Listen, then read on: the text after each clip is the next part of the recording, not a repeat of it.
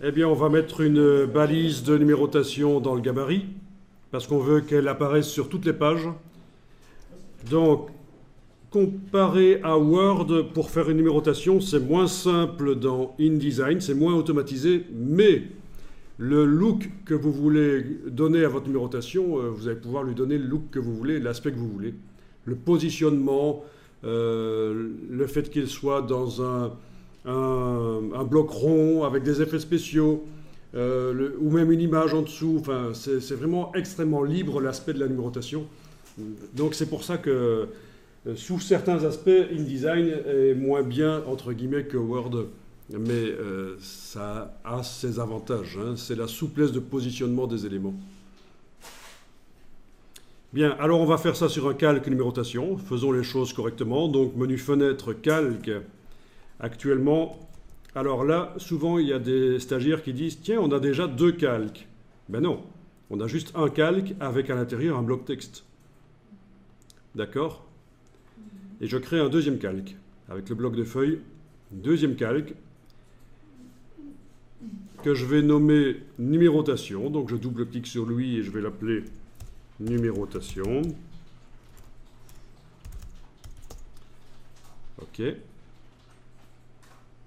Donc les calques, c'est transversal. On vient de créer un calque pas juste pour le gabarit A, mais pour tout le document en fait. Hein. Ça traverse tout le document, c'est transversal un calque.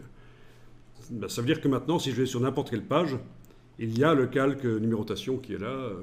Voilà. Bon, je reviens sur le gabarit, double-clic sur le gabarit, parce que c'est dans le gabarit que je vais mettre la numérotation. Et je vais verrouiller le calque 1 en cliquant à cet endroit-là. Comme ça, je suis certain de ne pas aller chipoter sur le bloc texte. Il est inaccessible. Alors, on va commencer la numérotation en faisant un bloc texte avec l'outil texte. Vous prenez l'outil texte, vous faites un cliquer-glisser au milieu de la page, comme ça. Voilà.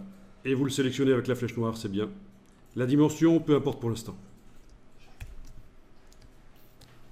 Tiens, on dirait qu'on a un bloc avec un habillage. D'ailleurs, si je vais voir sur mes pages 3, 4 et 5, ben, j'ai du texte qui est repoussé par le bloc. Bon, alors, dans le gabarit, ben, je vais enlever l'habillage. Il n'y a pas de raison d'avoir de l'habillage dans ce cas-là. Donc, avec le bloc sélectionné dans le gabarit A, on va dans le menu fenêtre habillage de texte et on va enlever l'habillage ici.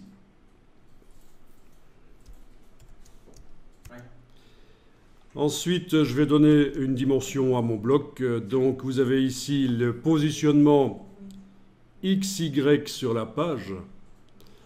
Essayez, avec la flèche noire, essayez de déplacer votre bloc. Vous allez voir que le positionnement change. Et en fait,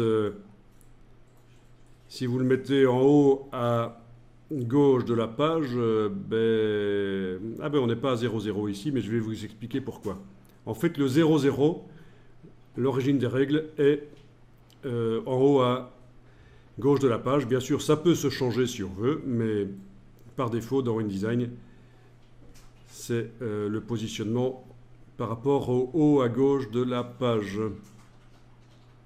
Alors pourquoi est-ce que ça ne m'indique pas 0,0? C'est parce qu'en fait, ici, c'est le positionnement de ce point-là du bloc, le milieu du côté gauche. Mais si je mets ça, j'ai 0,0, vous voyez?